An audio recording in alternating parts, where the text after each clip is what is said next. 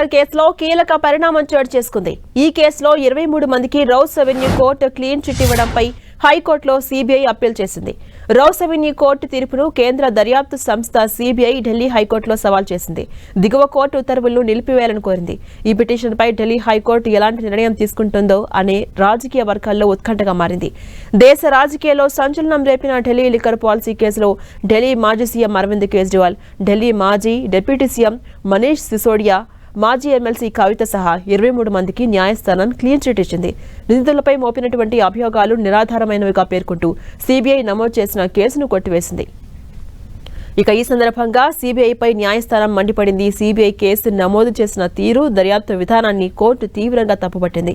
CBI ముందస్తుగా script ప్రకారం case నమోదు చేసి దర్యాప్తు చేసిందంటూ ఆగ్రహాన్ని వ్యక్తం చేసింది. సంబంధం లేని వ్యక్తులను నిందితులుగా చేర్చారంటూ మండిపడింది. ఢిల్లీ లిక్కర్ పాలసీ కేసు విచారణ నిష్పక్షపాతంగా జరగలేదని, వారిపై మోపిన అభియోగాలకు ఎలాంటి ఆధారాలు కూడా లేవని పేర్కొంటూ సీబీఐ నమోదు చేసిన కేసును కొట్టివేసింది రౌస్ అవెన్యూ కోర్టు.